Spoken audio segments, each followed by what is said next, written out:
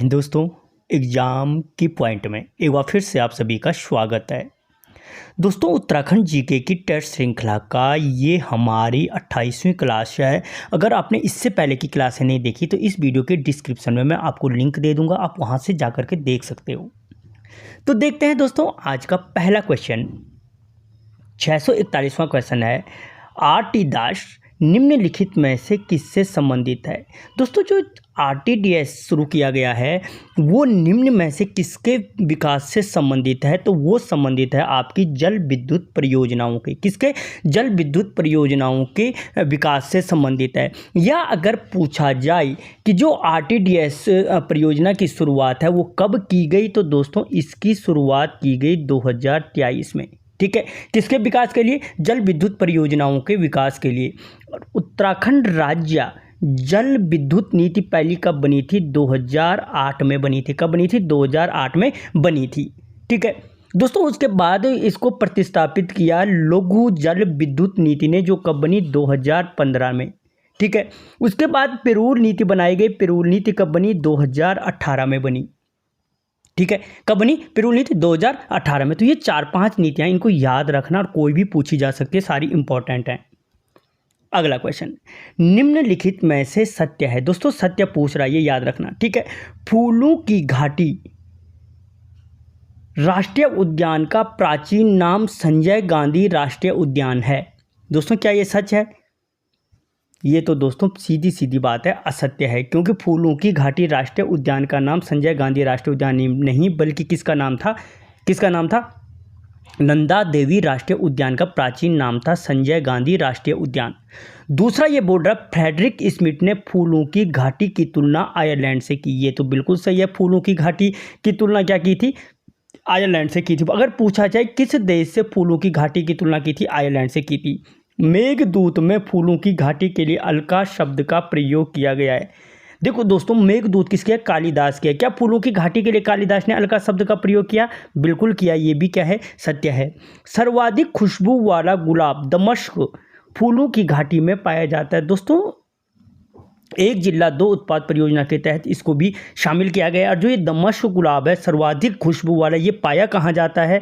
तो फूलों की घाटी में पाया जाता है। अब पोल क्या रहा था? निम्न में से कौन सा सत्य है? तो एक असत्य है, बाकी 2, 3, 4 सत्य हैं। तो किसमें? ऑप्शन सी सही हो जाएगा। ऑप्शन सी क्या है? इसका सत्य है।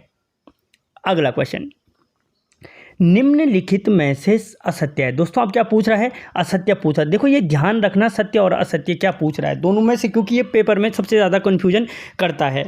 गौरा देवी को वृक्ष मित्र पुरस्कार 1988 में दिया गया। ये तो अपन का पहले ही गलत हो गया, क्योंकि गौरा देवी को वृक्ष मित्र जो पुरस्कार दिया गया था वो 1986 में दिया गया था। कब दिया गया था? 1986 में दिया गया था।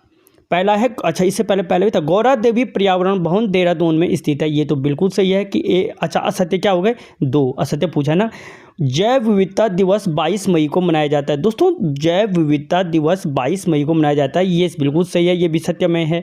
और जैव विविधता अधिनियम कब बना था? 2002 में बना था। उत्तराखंड जैव विविधता अधिनियम 2006 में बना था। हिम तेंदुआ दिवस 23 अक्टूबर को मनाया जाता है। 4 भी सत्य है। हिम तेंदुआ दिवस कब मनाया जाता है? 23 अक्टूबर को मनाया जाता है। और हिम तेंदुआ परियोजना कब हुई? 2009 में शुरू की गई थी। तो केवल असत्य कौन सा है? 2 वाला, केवल 2। ऑप्शन बी इसका क्या हो जाएगा? करेक्ट आंसर हो जाएगा।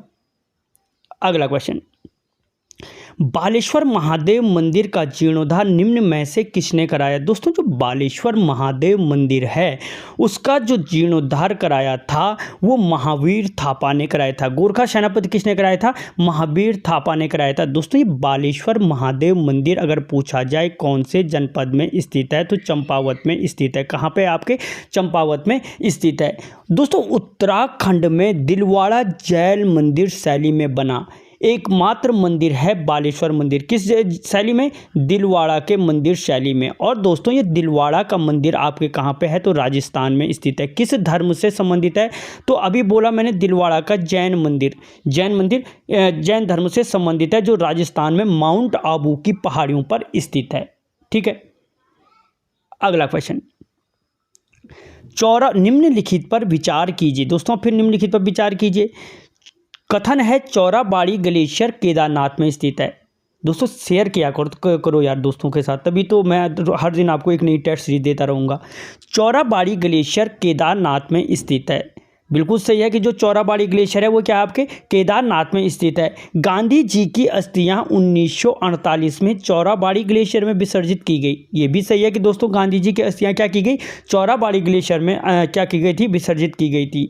कथन ए और आर दोनों क्या हैं, सत्य हैं, लेकिन दोस्तों आर ए की व्याख्या नहीं करता है। क्यों नहीं करता है, क्योंकि गांधी जी की अस्थियां चौराबाड़ी ग्लेशियर में विसर्जित की गई हैं, लेकिन इसलिए थोड़ी चौराबाड़ी ग्लेशियर केदारनाथ में स्थित है। तो कथन क्या हो जाए, कथन ए और आर सत्य है और आर ए की सही व्याख्या नहीं करता है।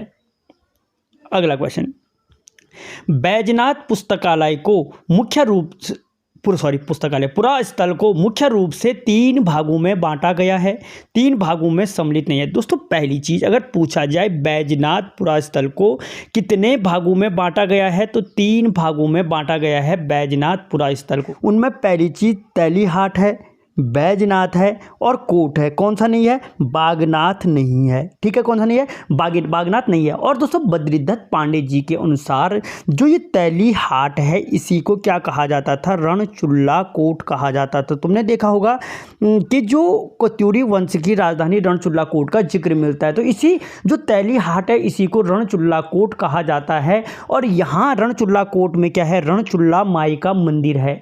और जो ये रणचुल्ला माई का मंदिर है इसी को कोट की माई भी कहा जाता है। क्या कहा जाता है, कोट की माई भी कहा जाता है। इसलिए जो आपको इनके कुल देवी के बारे में अलग अलग थोड़ा देखने को मिलता है, तो यही इसका रीजन है। अगला क्वेश्चन, निम्नलिखित को सुमेलित कीजिए। दोस्तों निम्नलिखित को फिर से सुमेलित करने के लिए बोल रहा है।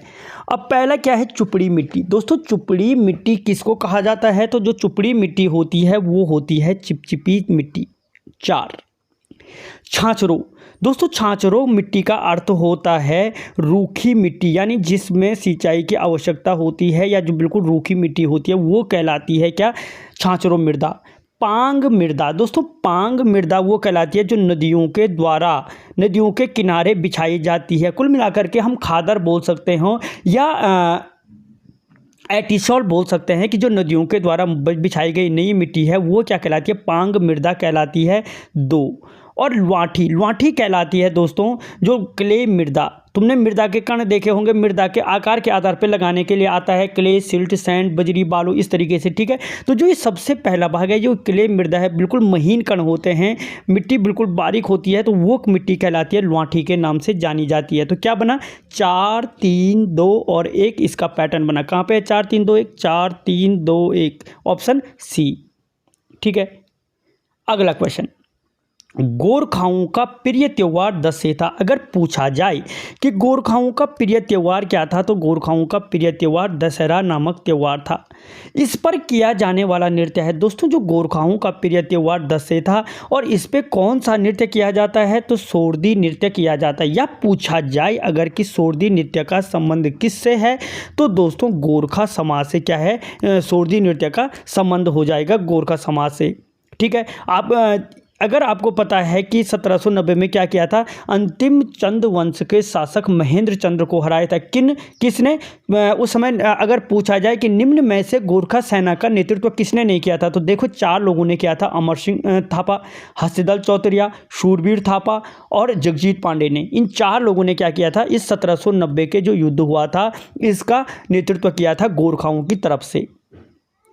अगला क्वेश्चन, निम्नलिखित में से सत्य है। अब सत्य पूछ रहा है, भोटिया जनजाति का प्रमुख संस्कार गीत सोगना है। दोस्तों भोटिया जनजाति का प्रमुख संस्कार गीत क्या है, सोगना है। ये तो बिल्कुल सत्य है। ठीक है, गढ़वाल में भाई बहन प्रेम पर आधारित सदैई गीत। अगर पूछा जाए गढ़वाल में भाई बहन के प्रेम पर आधारित कौन सा गीत है, तो सदैई गीत है। शमेश्वर देवता की स्तुति में कफुआ गीत गाया जाता है। दोस्तों जो सोमेश्वर देवता की स्तुति में है कौन सा गीत गाया जाता है, तो फिर आंसर हो जाएगा कफुआ गीत गाया जाता है। कुमाऊं में संस्कार गीत को न्यूतड़ों कहते हैं। यह भी सही है कि कुमाऊं में संस्कार गीत को क्या कहते हैं, न्यूतड़ों कहते हैं। तो देखो दोस्तों हमने देखे कि चारों के चारों क्या हैं, सत्य हैं। तो इसका आंसर क्या हो जाएगा, उपयुक्त सभी सत्य है, ऑप्शन डी हो जाएगा। ठीक है, अगला क्वेश्चन, किस राष्ट्रीय उद्यान के भीतर देश का प्रथम जीव मंडल स्थापित किया गया है? दोस्तों वो कौन सा राष्ट्रीय उद्यान है जिसके भीतर देश का प्रथम जीव मंडल स्थापित किया गया है? तो वो है आपका राजाजी राष्ट्रीय उद्यान। कौन सा है? राजाजी राष्ट्रीय उद्यान। दोस्तों राजाजी राष्ट्रीय उद्यान की स्थापना कब की गई? 1983 में की गई और इसका क्षेत्रफल लगभग 820 वर्ग किलोमीटर स्थित है। दोस्तों राजाजी राष्ट्रीय उद्यान किस किस से मिलकर बना है? पहला मोतीचूर से मिलकर बना है। आपको पता है मोतीचूर राज्य का प्रथम वन्यजीव अभयारण्य है जिसकी स्थापना 1935 में की गई थी। दूसरा राजाजी से मिलकर बना है जो जिसकी स्थापना किससे कहाँ की गई थी? 1948 में हरिद्वार में की गई थी। और तीसरा चीला से मिलकर बना है जिसकी स्थापना 1977 में पौड़ी में की गई थी। मोतीचूर, राजाजी और चीला इन तीनों को मिलाकर बनाया गया क्या? राजाजी राष्ट्रीय उद्यान, जिसकी स्थापना 1983 में की गई। अगला क्वेश्चन, भारतीय सैन्य अकादमी की प्रथम भारतीय कमांडेंट ऑफिसर थे। दोस्तों जो भारतीय सैन्य अकादमी है, भारतीय सैन्य अकादमी के प्रथम भारतीय कमांडेंट कौन थे? तो दोस्तों जो भारतीय सैन्य अकादमी है उसके प्रथम भारतीय सैन्य कमांडेंट कौन थे? ठाकुर महादेव सिंह थे। कौन थे? ठाकुर महादेव सिंह भारतीय सैन्य अकादमी के प्रथम भारतीय कमांडेंट थे। दोस्तों भारतीय सैन्य अकादमी कहाँ है? तो आपकी देहरादून में स्थित है। देहरादून में स्थित है। जो यहाँ तक देख रहा है मुझे कमेंट करे भारतीय सैन्य अकादमी की स्थापना कब हुई थी? ठीक है। अगला क्वेश्चन, देवलगढ़ किस पहाड़ी पर स्थित है? दोस्तों जो देवलगढ़ है, देवलगढ़ आपके कौन सी पहाड़ी पर स्थित है? तो दोस्तों जो देवलगढ़ है आपकी प्रसाद पहाड़ी पर स्थित है। कौन सी? प्रसाद पहाड़ी पर स्थित है। भवानी पर्वत पर आपका क्या है दोस्तों? लाखा मंडल स्थित है। यहीं पे देखते जाओ, लाखा मंडल स्थित है। क्रोज पर्वत आपके कहाँ है दोस्तों? रुद्रप्रयाग में स्थित है और यहाँ पे कार्तिक स्वामी मंदिर स्थित है। क्रोज पर्वत पर स्थित है, कार्तिक स्वामी मंदिर स्थित है। और इसी देवलगढ़ में दोस्तों 1512 में क्या किया था? अजयपाल अपनी राजधानी चांदपुरगढ़ से देवलगढ़ लाया था। अगला क्वेश्चन, निम्नलिखित में से सत्य है? फिर सत्य पूछ रहा है, 9वें बंदोबस्त में जिस छड़ का प्रयोग किया गया था उसे जरीब कहलाती थी। ठीक है दोस्तों, जो 9वें बंदोबस्त में जिस छड़ का प्रयोग किया गया था वो क्या कहलाती थी? तो वो दोस्तों वो कहलाती थी जरीब कहलाती थी। भूमि का वर्गीकरण सर्वप्रथम बैटन ने किया। ये भी सही है कि जो 8वां बंदोबस्त था उसमें भूमि का वर्गीकरण किया गया और उसे 8 भागों में भूमि का वर्गीकरण किया, वो 8वां भूमि बंदोबस्त था। 5वां भूमि बंदोबस्त में लगान की धनराशि 64,900 निश्चित की गई। ये भी सही है कि जो 5वां भूमि बंदोबस्त था 1823 में ट्रेल ने जो भूमि बंदोबस्त किया था उसमें लगान की धनराशि 64,900 निश्चित की गई थी। कुमाऊं कमिश्नरी को फौजदारी शक्तियां 1864 में प्राप्त हुई। ये क्या बोल रहा है कि जो कुमाऊं कमिश्नरी है उसको फौजदारी शक्तियां क्या हुई? 1864 में प्राप्त हुई। तो दोस्तों इसका आंसर क्या हो जाएगा? उपयुक्त सभी सत्य है, डी हो जाएगा। अगला क्वेश्चन, भोटिया जनजाति में बिरावली, पतेली और छांकरी है। दोस्तों भोटिया जनजाति में जो बिरावली है, पतेली है और छांकरी है, निम्न में से क्या है? तो जो ये बिरावली, पतेली और छांकरी है ये दोस्तों भोटियों के आभूषण हैं। क्या है? भोटियों के प्रमुख आभूषण हैं। आपको पता है अगर पूछा जाए महान हिमालय क्षेत्र की सबसे बड़ी जनजाति कौन है? क्या बोला मैंने? महान हिमालय क्षेत्र की सबसे बड़ी जनजाति तो भोटिया जनजाति है।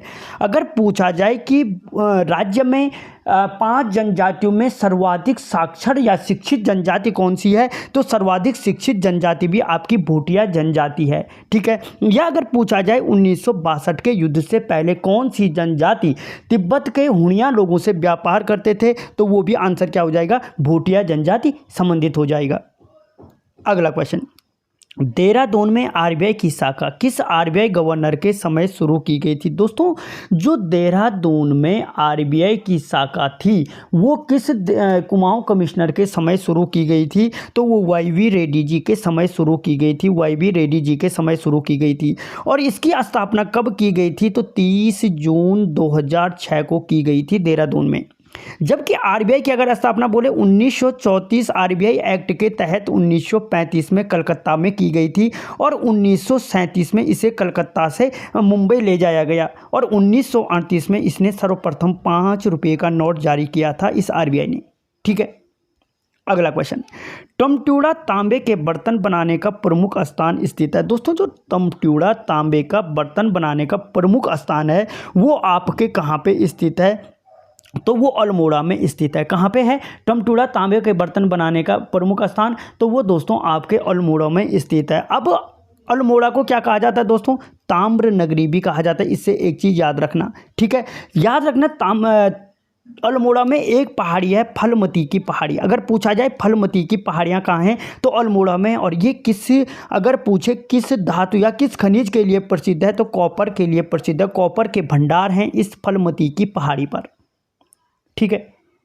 अगला क्वेश्चन, कृषि विश्वविद्यालय पंतनगर का नाम गोविंद बल्लभ पंत कृषि विश्वविद्यालय किया गया। दोस्तों जो कृषि विश्वविद्यालय है पंतनगर, उसका नाम गोविंद बल्लभ पंत कृषि विश्वविद्यालय कब किया गया, तो वो किया गया दोस्तों गोविंद बल्लभ पंत कृषि विश्वविद्यालय 1972 में। कब किया गया, 1972 में। जबकि कृषि विश्वविद्यालय पंतनगर की जो स्थापना थी वो स्थापना कब हुई थी दोस्तों, तो 17 नवंबर 1962 को इसकी स्थापना हुई थी। अगर पूछे कृषि विश्वविद्यालय पंतनगर के प्रथम कुलपति कौन थे तो कौन थे, Parker Stevenson, Anthony Parker Stevenson, तभी मैं कह रहा हूँ याद क्यों नहीं आ रहा, एंथोनी पार्कर स्टीवेंसन थे, एंथोनी पार्कर स्टीवेंसन इसके प्रथम कुलपति थे।